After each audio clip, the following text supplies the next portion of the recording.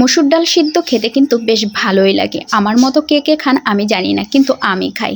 এটা অনেকেই খায় না। আজকে দুপুরে আমি মসুরের ডাল রান্না করব, মিষ্টি কুমড়া ভাজি করব, আর গতকালকের একটু মুরগির তরকারি আছে সেটা দিয়ে চালিয়ে দিব, সাথে গরম ভাত তো করে নিতে হবে অবশ্যই।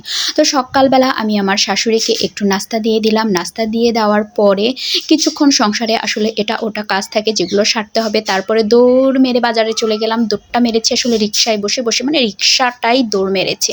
এই তো পছন্দ মতো আজকে শুধুই আমি সবজি নিয়ে নিলাম। তো সবজির মধ্যে আমার ধনিয়া পাতাটা একটু বেশি লাগতো। এই তো আমার সবজিগুলো কেনা শেষ, দিয়ে বাসায় চলে আসলাম। মিষ্টি কুমড়াগুলো আমি খুব সুন্দর করে ছেলে কেটে কুটে পরিষ্কার করে নিয়ে এই তো বসিয়ে দিয়েছি।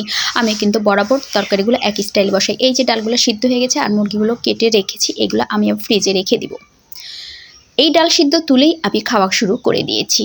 খেতে বেশ মজা লাগে একটু গরম গরম ডাল সিদ্ধ। মিষ্টি কুমড়া যখন হয়ে আসবে তখন কিন্তু একটু চিনি ছিটিয়ে দিলে এর স্বাদটা অনেক গুণ বেড়ে যায়।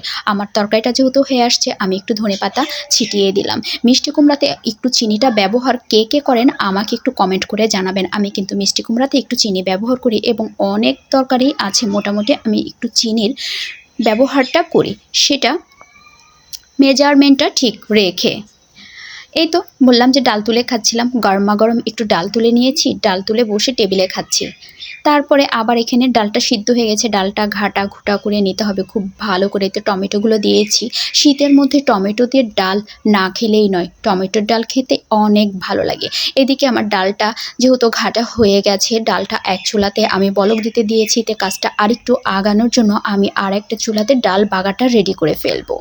ডাল বাগাটা রেডি হয়ে গেলে আমার রান্নাটা একটু তাড়াতাড়ি হয়ে যাবে। দুপুরের কাজটা আসলে আমাদের মেয়েদের অনেক পাড়াপাড়ি থাকে। তারপরে তো এখন আমাদের আর একটা নতুন কাজ যুক্ত হয়েছে, এই যে এই পেজের কাজ। এই পেজের কাজ জন্য কত কষ্ট করে যে আমরা ভিডিওটা শ্যুট করি রান্নার সময়, খুবই বিরক্তিকর। অনেক আপুর হয়তো স্ট্যান্ড আছে, আমার সেরকম স্ট্যান্ড নাই, আমি কিন্তু হাত দিয়েই ধরে করি। একটা সেলফি স্ট্যান্ড আছে, সেটা আমার তেমন কোনো কাজে লাগে না।